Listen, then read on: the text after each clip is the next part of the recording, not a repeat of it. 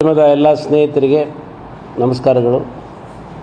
ಇವತ್ತು ಪತ್ರಿಕಾಗೋಷ್ಠಿಯನ್ನು ಕರೆದಂಥ ಉದ್ದೇಶ, ಮೊನ್ನೆ ದಿವಸ ಕರ್ನಾಟಕದಲ್ಲಿರುವಂಥ ಕಾಂಗ್ರೆಸ್ ಸರ್ಕಾರ ದಿಢೀರಾಗಿ ಪೆಟ್ರೋಲ್ಗೆ 3 ರೂಪಾಯಿ, ಡೀಸೆಲ್ಗೆ 3.50 ರೂಪಾಯಿ, 3.50 ಪೈಸೆ ಬೆಲೆ ಏರಿಕೆ ಮಾಡಿದ್ದು ದೊಡ್ಡ ಆಘಾತ ಆಗಿದೆ. ಹಿಂದೆಂದೂ ರಾಜ್ಯದಲ್ಲಿ ಈ ರೀತಿ ಒಂದೇ ಬಾರಿಗೆ ಏನೋ 50 ಪೈಸೆ, 30 ಪೈಸೆ, 40 ಪೈಸೆ ಹೆಚ್ಚಾಗೋದನ್ನು ನಾವು ಕೇಳಿದ್ವಿ. ಆದರೆ 3-3.5 ರೂಪಾಯಿ ಏರಿಸೋದು ಇದು ನೇರವಾಗಿ ರಾಬರಿ ಆ್ಯಂಡ್ ಡಕಾಯಿಟಿ ಅಂತ ಹೇಳಿದರೆ ತಪ್ಪಾಗಲಿಕ್ಕಿಲ್ಲ. ಸರ್ಕಾರದ ಹೆಸರಿನಲ್ಲಿ ಜನರ ಸುಲಿಗೆ, ಸಾರ್ವಜನಿಕ ಎಲ್ಲರ ಸುಲಿಗೆ. ಇದು ಯಾವುದೇ ಕೇವಲ ರಾಜಕೀಯ ಪಕ್ಷಗಳು ಟೀಕೆ ಮಾಡೋಕ್ಕಿಂತ ಸಾರ್ವಜನಿಕವಾಗಿ ಪ್ರತಿಭಟನೆ ಮಾಡಬೇಕು, ಸಾರ್ವಜನಿಕರು ಪ್ರತಿಭಟನೆ ಮಾಡಬೇಕು. ಇದು ಸಾರ್ವಜನಿಕರ ಜೇಬಿಗೆ ಕತ್ತರಿ ಹಾಕುವಂಥದ್ದು ಮತ್ತು ಭಾಳ ದೊಡ್ಡ ತೊಂದರೆ, ಆರ್ಥಿಕ ತೊಂದರೆಯನ್ನು ಸಾಮಾನ್ಯ ಜನರು ಅನುಭವಿಸಬೇಕಾಗಿದೆ. ಈ ಒಂದು ತೈಲ ಬೆಲೆ ಏರಿಕೆಯಿಂದ ಕೇವಲ ಸುರೇಶ್ ಬಾಬು ಸಮಗ್ರ ಕೃಷಿ ಮಾಡಿ 365 ದಿನವೂ ಆದಾಯ ಗಳಿಸ್ತಿದ್ದಾರೆ.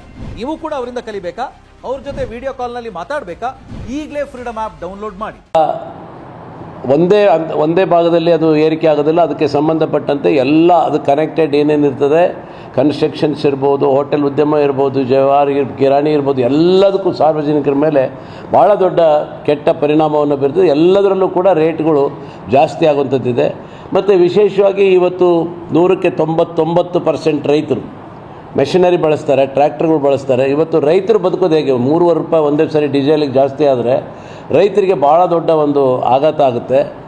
ಇದನ್ನು ಸರ್ಕಾರಕ್ಕೆ ತಕ್ಷಣ ವಾಪಸ್ ಪಡೆದು, ಇವತ್ತು ಅವ್ರಿಗೇನಾಗಿದೆ ಅಂದರೆ ಹತಾಶರಾಗಿಬಿಟ್ಟಿದ್ದಾರೆ. ನಾವು ಆ ಗ್ಯಾರಂಟಿ ಕೊಟ್ವಿ, ಈ ಗ್ಯಾರಂಟಿ ಕೊಟ್ವಿ, ಗ್ಯಾರಂಟಿಗಳು ಕೊಟ್ಟಿದ್ದರಿಂದ ಕೊಟ್ಟರೂ ಕೂಡ ಜನ ನಮ್ಮನ್ನು ಕೈ ಹಿಡಿದಿಲ್ಲ ಅಂಥೇಳಿ ಇವತ್ತು ಜನರಿಗೆ ಒಂದು ಇಂಡೈರೆಕ್ಟ್ ಶಿಕ್ಷೆ, ಆರ್ಥಿಕ ಶಿಕ್ಷೆಯನ್ನು ಕೊಡುವಂಥ ಕೆಲಸ ಇವತ್ತು ಕಾಂಗ್ರೆಸ್ ಸರ್ಕಾರ ಮಾಡ್ತಾಯಿದೆ. ಇದರ ಜೊತೆಗೆ 1 ವರ್ಷ 1 ತಿಂಗಳಲ್ಲಿ ಮಾಡಬಾರ್ದಂಥ ಭ್ರಷ್ಟತೆಯನ್ನು ಈ ಸರ್ಕಾರ ಮಾಡಿದೆ. 187 ಕೋಟಿ ರೂಪಾಯಿಗಳ ವಾಲ್ಮೀಕಿ ನಿಗಮದ ಹಣವನ್ನು ದುರುಪಯೋಗ ಮಾಡಿಕೊಂಡು ಇವತ್ತು ಅದನ್ನು ಆಂಧ್ರ ಪ್ರದೇಶಕ್ಕೆ ಸಾಗಿಸಿ ಆಂಧ್ರ ಪ್ರದೇಶದ ಚುನಾವಣೆಗಳಿಗೆ ಬಳಸುವಂಥ ಕೆಲಸ ಮಾಡಿದ್ದಾರೆ. ಇದರಲ್ಲಿ ನನಗೆ ಅನಿಸೋ ಮಟ್ಟಿಗೆ, ನಾನು ಒಬ್ಬ ಸಚಿವನಾಗಿದ್ದಂಥವನು, 5 ಕೋಟಿ ರೂಪಾಯಿ ಹಣವನ್ನು ಯಾವುದೋ ಇಲಾಖೆಗಳಿಗೆ ಸರ್ಕಾರ ಖಜಾನೆಯಿಂದ ಡ್ರಾ ಮಾಡಿ ಕಳಿಸ್ಕೊಡಲ್ಲ. ಎಲ್ಲದೂ ಫೈನಾನ್ಸ್ ಇಲಾಖೆಯಿಂದನೇ ವರ್ಗಾವಣೆ ಆಗಬೇಕು. ಫೈನಾನ್ಸ್ ಸೆಕ್ರೆಟರಿ ಅದಕ್ಕೆ ಅನುಮತಿ ಕೊಟ್ಟ ಮೇಲೆ ಹಣ ವರ್ಗಾವಣೆ ಆಗಬೇಕು. ಇಲ್ಲಿ ಫೈನಾನ್ಸ್ ಇಲಾಖೆ ಮುಖ್ಯಮಂತ್ರಿಗಳ ಬಳಿ ಇದೆ. ಫೈನಾನ್ಸ್ ಸೆಕ್ರೆಟರಿ ಹೇಳಿದೆ ಈ ಹಣ ವರ್ಗಾವಣೆ ಆಗಲಿಕ್ಕೆ ಸಾಧ್ಯ ಇಲ್ಲ. ಫೈನಾನ್ಸ್ ಸೆಕ್ರೆಟರಿ ಮಾಡಬೇಕಂದ್ರೆ ಮುಖ್ಯಮಂತ್ರಿಗಳ, ಅಂದರೆ ಫೈನಾನ್ಸ್ ಮಿನಿಸ್ಟರ್ ಯಾರಿರ್ತಾರೆ, ಮುಖ್ಯಮಂತ್ರಿಗಳು ಫೈನಾನ್ಸ್ ಮಿನಿಸ್ಟರ್ ಆಗಿದ್ದರಿಂದ ಮುಖ್ಯಮಂತ್ರಿಗಳ ಒಂದು ಕೈವಾಡರು ಕೂಡ ಇದರಲ್ಲಿ ಇದೆ ಅಂತೇಳಿ ಭಾಳ ಸ್ಪಷ್ಟವಾಗಿ ತಿಳಿದು ಬರ್ತದೆ. ಆದ್ದರಿಂದ ಇದು ಕೇವಲ ನಾಗೇಂದ್ರ ಅವರದ ಒಂದು ರಾಜೀನಾಮೆಯನ್ನು ತಗೊಂಡ ತಕ್ಷಣ ಕೇಸು ಮುಚ್ಚಾಕೋದಲ್ಲ. ಟೆಂಪ್ರರಿ ಮಿಸ್ಅಪ್ರಪ್ರಿಯೇಷನ್ ಇದು ದೋಚಿದ್ದು, ದರೋಡೆ. ಒಂದು ಕಡೆಯಿಂದ ನಿಗಮದ ಹಣವನ್ನು ಯಾವುದು ಸರ್ಕಾರ ಪರಿಶಿಷ್ಟ ಜಾತಿ, ಪರಿಶಿಷ್ಟ ಪಂಗಡಕ್ಕೆ ಹಣ ಇಟ್ಟಿತ್ತು, ಅವರ ಏಳಿಗೆಗೆ ಅದನ್ನು ಬಳಸಿದ್ರೆ ಬೇರೆ ಉದ್ದೇಶಕ್ಕಾಗಿ ಅದನ್ನು ದುರುಪಯೋಗ ಮಾಡಿಕೊಂಡಿದ್ದಾರೆ.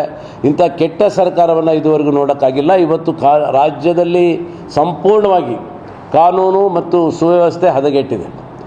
ಎಲ್ಲಿ ನೋಡಿದ್ರಲ್ಲಿ ಅತ್ಯಾಚಾರಗಳು, ಕೊಲೆಗಳು ಯಾವ ಮಟ್ಟಕ್ಕೆ ಇವತ್ತು ಹೋಗಿದೆ. ಹುಬ್ಬಳ್ಳಿಯಲ್ಲಿ ನೇಹಾ ಮರ್ಡರ್ ಕೊಲೆ ಆಯಿತು, ಬೆಳಗಾಮಲ್ಲಿ ಒಬ್ಬ ಪರಿಶಿಷ್ಟ ಪಂಗಡದ ಮಹಿಳೆಯ ಮೇಲೆ ಅಮಾನುಷವಾಗಿ ಹಲ್ಲೆ ಆಯಿತು. ಈ ರೀತಿ ಎಲ್ಲ ಕಡೆಯಿಂದಲೂ ಕಾನೂನು ಮತ್ತು ಸುವ್ಯವಸ್ಥೆ ಸಂಪೂರ್ಣವಾಗಿ ಹದಗೆಟ್ಟು ಇವತ್ತು ಆಡಳಿತದ ಯಂತ್ರ ಕುಸಿದು ಬಿದ್ದಿದೆ ಮತ್ತು ಮುಖ್ಯಮಂತ್ರಿಗಳು ಆಡಳಿತವನ್ನು ನಡೆಸಲಿಕ್ಕೆ ಸಂಪೂರ್ಣವಾಗಿ ವಿಫಲರಾಗಿದ್ದಾರೆ. ಇವತ್ತು ಹೇಳ್ತಾ ಇದ್ದಾರೆ, ಮೊನ್ನೆ ಬಂದಂಥ ಚುನಾವಣೆಯಲ್ಲಿ ಯಾವ್ಯಾವ ಕ್ಷೇತ್ರಗಳಲ್ಲಿ ಮಂತ್ರಿಗಳಿದ್ದಂಥ ಕ್ಷೇತ್ರಗಳಲ್ಲಿ ಅವರು ಗೆಲ್ಲಕ್ಕಾಗಿಲ್ಲ, ಅವ್ರದ್ದು ಇರಬೇಕೋ ಬೇಡ ಅಂತ ಯೋಚನೆ ಮಾಡಬೇಕು. ಭಾಳ ಒಳ್ಳೆಯ ಚಿಂತನೆ ಅದು, ಭಾಳ ಒಳ್ಳೆಯ ಚಿಂತನೆ. ಹಾಗಿದ್ರೆ ಯಾಕೆಂದರೆ ಮುಖ್ಯಮಂತ್ರಿಗಳ ಕ್ಷೇತ್ರದಲ್ಲಿ ಮುಖ್ಯಮಂತ್ರಿಗಳು ಗೆದ್ದಿಲ್ಲ, ಮೈಸೂರಿನಲ್ಲಿ ಸೋಲು ಅನುಭವಿಸಿದ್ದಾರೆ. DK ಶಿವಕುಮಾರ್ ಅವರು ಉಪಮುಖ್ಯಮಂತ್ರಿಗಳು ಅವ್ರ ತಮ್ಮನನ್ನು ಬೆಂಗಳೂರು ಗ್ರಾಮೀಣ ಪ್ರದೇಶದಲ್ಲಿ ಗೆಲ್ಸೋಕ್ಕಾಗಿಲ್ಲ.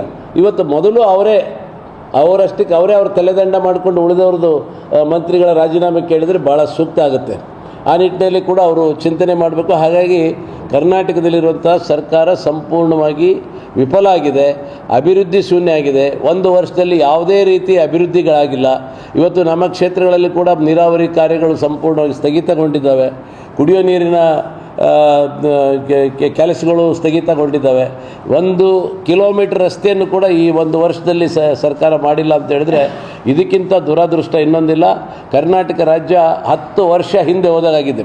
10 ವರ್ಷಗಳ ಕಾಲ ಈಗ ನಾವು ಆರ್ಥಿಕವಾಗಿ ನಾವು ಹಿಂದೆ ಹೋಗಿದ್ದಂಥ ಪರಿಸ್ಥಿತಿ ಇವತ್ತು ನಿರ್ಮಾಣ ಆಗಿದೆ. ಅದಕ್ಕೆ ಸರ್ಕಾರ ಸಂಪೂರ್ಣ ಹೊಣೆ ಹೊತ್ಕೊಂಡು ಕೂಡಲೇ ಸರ್ಕಾರ ಈ ಆಡಳಿತವನ್ನು ಸರಿಪಡಿಸ್ಕೋಬೇಕು, ಇಲ್ಲಾಂದರೆ ಅಧಿಕಾರ ಬಿಟ್ಟು ತೊಲಗಬೇಕು ಅಂತೇಳಿ ಈ ಮೂಲಕ ನಾನು ಕರ್ನಾಟಕ ರಾಜ್ಯದ ಮುಖ್ಯಮಂತ್ರಿಗಳನ್ನು ಮತ್ತು ಸರ್ಕಾರವನ್ನು ಒತ್ತಾಯಿಸ್ತಿದ್ದೇನೆ.